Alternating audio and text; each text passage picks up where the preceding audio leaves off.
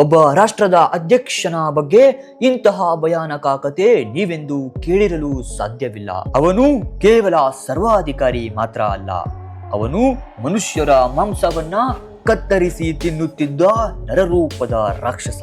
ಸಾವಿರಾರು ಜನರನ್ನ ಕೊಂದು ದೇಶವನ್ನೇ ಭಯದಲ್ಲಿ ಬದುಕುವಂತೆ ಮಾಡಿದ ಆ ವ್ಯಕ್ತಿಯ ಹೆಸರು ಇಡಿ ಅಮೀನ್. ಸಾಮಾನ್ಯ ಸೈನಿಕನಾಗಿದ್ದ ಈ ವ್ಯಕ್ತಿ ಹೇಗೆ ಯುಗಾಂಡಾದ ಅತ್ಯಂತ ಕ್ರೂರ ಆಡಳಿತಗಾರನಾದನು ಮತ್ತು ಅವನ ಆಡಳಿತದಲ್ಲಿ ಏನೆಲ್ಲ ಭಯಾನಕ ಘಟನೆಗಳು ನಡೆದವು ಎಂಬ ಕತೆ ನಿಮ್ಮನ್ನ ಬೆಚ್ಚಿ ಬೀಳಿಸುತ್ತೆ. 1920ರ ದಶಕದಲ್ಲಿ ಯುಗಾಂಡಾದ ಒಂದು ಬಡ ಕುಟುಂಬದಲ್ಲಿ ಇಡಿ ಅಮೀನ್ ಜನಿಸಿದ. ಅವನಿಗೆ ಹೆಚ್ಚು ಶಿಕ್ಷಣ ಇರಲಿಲ್ಲ, ಆದರೆ ಅವನು ತುಂಬಾ ಬಲಿಷ್ಠ ಮತ್ತು ಎತ್ತರದ ವ್ಯಕ್ತಿಯಾಗಿದ್ದ. ಇದೇ ಕಾರಣದಿಂದ ಅವನು ಬ್ರಿಟಿಷರ ಕಾಲದಲ್ಲಿ ಸೇನೆಗೆ ಸೇರಿಕೊಂಡ. ಆ ಸಮಯದಲ್ಲಿ ಯುಗಾಂಡ ಬ್ರಿಟಿಷರ ಆಡಳಿತದಲ್ಲಿತ್ತು. ಸೇನೆಯಲ್ಲಿ ಸೇರಿಕೊಂಡ ನಂತರ ಇಡಿ ಅಮೀನ್ ನಿಧಾನವಾಗಿ ಅಧಿಕಾರಿಗಳ ಗಮನ ಸೆಳೆದ. ಅವನು ಕಠಿಣ ತರಬೇತಿಯನ್ನು ಸಹಿಸಿಕೊಂಡು ಉತ್ತಮ ಸೈನಿಕನಾಗಿ ಹೆಸರಾದ. 1960ರ ದಶಕದಲ್ಲಿ ಯುಗಾಂಡ ಸ್ವತಂತ್ರ ರಾಷ್ಟ್ರವಾಯಿತು. ಆ ಸಮಯದಲ್ಲಿ ದೇಶದ ಅಧ್ಯಕ್ಷರಾಗಿದ್ದವರು ಮಿಲ್ಟನ್ ಓಬೋಟೋ. ಇಡಿ ಅಮೀನ್ ಸೇನೆಯಲ್ಲಿ ಪ್ರಮುಖ ಅಧಿಕಾರಿಯಾಗಿ ಕೆಲಸ ಮಾಡುತ್ತಿದ್ದ. ಮೊದಲಿಗೆ ಅಮೀನ್ ಮತ್ತು ಮಿಲ್ಟನ್ ನಡುವೆ ಒಳ್ಳೆಯ ಸಂಬಂಧ ಇತ್ತು. ಆದರೆ ಸಮಯ ಕಳೆದಂತೆ ಇಡಿ ಅಮೀನ್ ಅಧಿಕಾರದ ಮೇಲೆ ಆಸೆ ಪಟ್ಟು ತನ್ನದೇ ಯೋಜನೆಗಳನ್ನ ರೂಪಿಸಲು ಆರಂಭಿಸಿದನು. 1971ರಲ್ಲಿ ಅಮೀನ್ ಒಂದು ದೊಡ್ಡ ನಿರ್ಧಾರ ತೆಗೆದುಕೊಂಡ. ಸೇನೆಯ ಸಹಾಯದಿಂದ ಅವನು ಸರ್ಕಾರದ ವಿರುದ್ಧ ತಿರುಗಿಬಿದ್ದ. ಅಧ್ಯಕ್ಷ ಮಿಲ್ಟನ್ ನನ್ನ ಅಧಿಕಾರದಿಂದ ಕೆಳಗಿಳಿಸಿದ. ನಂತರ ತಾನೇ ಯುಗಾಂಡಾದ ಅಧ್ಯಕ್ಷ ಎಂದು ಘೋಷಿಸಿಕೊಂಡ. ಮೊದಲಿಗೆ ಕೆಲವು ಜನರಿಗೆ ಇಡಿ ಅಮೀನ್ ಒಳ್ಳೆಯ ನಾಯಕನಾಗಬಹುದು ಎಂದು ಅನಿಸಿತು. ಆದರೆ ಕೆಲವೇ ತಿಂಗಳುಗಳಲ್ಲಿ ಅವನ ಆಡಳಿತದ ನಿಜ ಸ್ವರೂಪ ಹೊರಬಂದಿತು. ಇಡಿ ಅಮೀನ್ ತನ್ನ ವಿರುದ್ಧ ಮಾತನಾಡುವ ಯಾರನ್ನೂ ಸಹಿಸಿಕೊಳ್ಳಲಿಲ್ಲ. ಸರ್ಕಾರವನ್ನ ಟೀಕಿಸಿದವರು ಅಥವಾ ಅವನಿಗೆ ವಿರೋಧಿಸಿದವರನ್ನ ತಕ್ಷಣ ಬಂಧಿಸಲ್ಪಡುತ್ತಿದ್ದರು. ಇತಿಹಾಸಕಾರರ ಪ್ರಕಾರ ಇಡಿ ಅಮೀನ್ ತನ್ನ ಆಡಳಿತದಲ್ಲಿ ಸುಮಾರು 3 ಲಕ್ಷ ಜನರನ್ನ ಕೊಲ್ಲಿಸಿದನು. 1970ರ ದಶಕದ ಆರಂಭದಲ್ಲಿ ಇಸ್ರೇಲ್ ದೇಶದ ತಜ್ಞರು ಸಹಾಯ ಮಾಡಿ ಒಂದು ದೊಡ್ಡ ಶಸ್ತ್ರಾಗಾರ ನಿರ್ಮಿಸಿದರು. ಈ ಕಟ್ಟಡ ಮೂಲತಃ ಶಸ್ತ್ರಾಸ್ತ್ರಗಳನ್ನ ಸಂಗ್ರಹಿಸಲು ಮತ್ತು ಸೇನೆಯ ರಕ್ಷಣೆಗೆ ಬಳಸಬೇಕಾಗಿತ್ತು. ಆದರೆ ಕೆಲವು ವರ್ಷಗಳ ನಂತರ ಅದೇ ಕಟ್ಟಡವನ್ನ ಇಡಿ ಅಮೀನ್ ತನ್ನ ವಿರೋಧಿಗಳನ್ನ ಬಂಧಿಸಲು ಬಳಸಲು ಆರಂಭಿಸಿದ. ಜನರ ಹೇಳಿಕೆಯ ಪ್ರಕಾರ ಆ ಶಸ್ತ್ರಾಗಾರ ನಿಧಾನವಾಗಿ ಒಂದು ಭಯಾನಕ ಟಾರ್ಚರ್ ಚೇಂಬರ್ ಆಗಿ ಮಾರ್ಪಟ್ಟಿತು.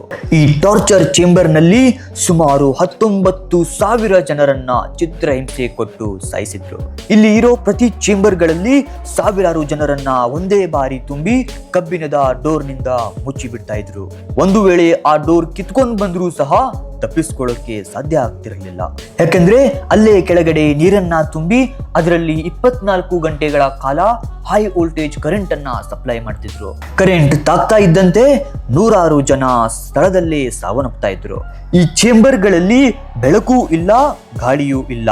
ಹಸಿವಿನಿಂದ ನರಳಾಡಿ ಸಾಯುವಾಗ ತಮ್ಮ ಕುಟುಂಬಸ್ಥರಿಗೆ ಬಿಟ್ಟುಹೋದ ಕುರುಹುಗಳನ್ನ ನೀವು ನೋಡಬಹುದು. ತನ್ನನ್ನ ವಿರೋಧಿಸುವವರನ್ನ ಹುಡುಕಿ ಕೊಂದು ಕೆಲವರ ಕಣ್ಣು, ಮೂಗು, ಕಿವಿಗಳನ್ನ ಕತ್ತರಿಸಿ ತಿನ್ನುತ್ತಿದ್ದ ಈ ನರರೂಪದ ರಾಕ್ಷಸ ಇಡಿ Amin.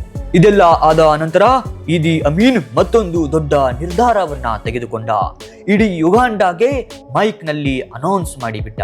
I had dream sent last night from God. He had instructed me to throw out all the Asians from the country. Uganda must be for Ugandans only. ಅವರಲ್ಲಿ ಬಹಳಷ್ಟು ಜನ ಭಾರತೀಯ ಮೂಲದವರಿದ್ದರು. ಕೇವಲ ಕೆಲವು ತಿಂಗಳುಗಳಲ್ಲಿ ಸಾವಿರಾರು ಕುಟುಂಬಗಳು ತಮ್ಮ ಮನೆ, ವ್ಯಾಪಾರ ಮತ್ತು ಆಸ್ತಿಗಳನ್ನ ಬಿಟ್ಟು ದೇಶವನ್ನ ತೊರೆಯಬೇಕಾಯಿತು. ಈ ನಿರ್ಧಾರದಿಂದ ಯುಗಾಂಡಾದ ಆರ್ಥಿಕತೆಗೆ ದೊಡ್ಡ ನಷ್ಟ ಉಂಟಾಯಿತು. ಸಮಯ ಕಳೆದಂತೆ ಇಡಿ ಅಮೀನ್ನ ಆಡಳಿತ ದುರ್ಬಲವಾಗತೊಡಗಿತು. ದೇಶದಲ್ಲಿ ಭಯ ಮತ್ತು ಅಶಾಂತಿ ಹೆಚ್ಚಾಗಿತ್ತು. ಕೊನೆಗೆ 1978ರಲ್ಲಿ ಇಡಿ ಅಮೀನ್ ಪಕ್ಕದ ದೇಶವಾದ ತಾಂಜಾನಿಯಾದ ಮೇಲೆ ದಾಳಿ ಮಾಡಲು ಆದೇಶ ನೀಡಿದ. ಆದರೆ ಈ ಯುದ್ಧವೇ ಅವನ ಪತನಕ್ಕೆ ಕಾರಣವಾಯಿತು. ತಾಂಜಾನಿಯಾದ ಸೇನೆ ಹಾಗೂ ಯುಗಾಂಡಾದ ವಿರೋಧಿಗಳು ಒಟ್ಟಾಗಿ ಪ್ರತಿದಾಳಿ ನಡೆಸಿದರು. 1979ರಲ್ಲಿ ಯುದ್ಧದಲ್ಲಿ ಸೋತ ಇಡಿ ಅಮೀನ್ ಯುಗಾಂಡಾದ ದೇಶದಿಂದ ಓಡಿ ಹೋಗಬೇಕಾಯಿತು. ಮೊದಲಿಗೆ ಅವನು ಲಿಬಿಯಾದಲ್ಲಿ ತನ್ನ ಸ್ನೇಹಿತನಾದ ಡಿಕ್ಟೇಟರ್ ಗ್ಯಾಡಿಫಿ ಬಳಿ ಆಶ್ರಯ ಪಡೆದ. ನಂತರ ಸೌದಿ ಅರೇಬಿಯಾಗೆ ತೆರಳಿ ಅಲ್ಲಿ ಉಳಿದ ಜೀವನವನ್ನ ಕಳೆದ ಈದಿ ಅಮೀನ್ ಮತ್ತೆ ಯುಗಾಂಡಕ್ಕೆ ಮರಳಿ ಅಧಿಕಾರಕ್ಕೆ ಬರಲಿಲ್ಲ. ಕೊನೆಗೆ 2003ರಲ್ಲಿ ಸೌದಿ ಅರೇಬಿಯಾದಲ್ಲಿ ಈದಿ ಅಮೀನ್ ಸಾವನ್ನಪ್ಪುತ್ತಾನೆ. ಈದಿ ಅಮೀನ್ನ ಆಡಳಿತವನ್ನು ಇಂದೂ ಕೂಡ ಯುಗಾಂಡ ಇತಿಹಾಸದ ಅತ್ಯಂತ ಕತ್ತಲೆಯ ಕಾಲವೆಂದು ನೆನಪಿಸಿಕೊಳ್ಳುತ್ತದೆ. ಸಾವಿರಾರು ಜನರ ಜೀವಗಳನ್ನು ಕಳೆದುಕೊಂಡ ಆ ಕಾಲದ ಕಥೆಗಳು ಇನ್ನೂ ಜನರಿಗೆ ಭಯ ಹುಟ್ಟಿಸುತ್ತದೆ. ಒಂದು ಸಾಮಾನ್ಯ ಸೈನಿಕನಾಗಿ ಆರಂಭವಾದ ಅವನ ಜೀವನ ಕೊನೆಗೆ ಕ್ರೂರ ಡಿಕ್ಟೇಟರ್ ಆಗಿ ಇತಿಹಾಸದಲ್ಲಿ ಉಳಿಯಿತು. ವಿಡಿಯೋ ಇಷ್ಟ ಆಗಿದ್ರೆ ಲೈಕ್ ಮಾಡಿ ಹಾಗೂ ಚಾನೆಲ್ ಅನ್ನ ಸಬ್ಸ್ಕ್ರೈಬ್ ಮಾಡೋದನ್ನ ಮರಿಬೇಡಿ.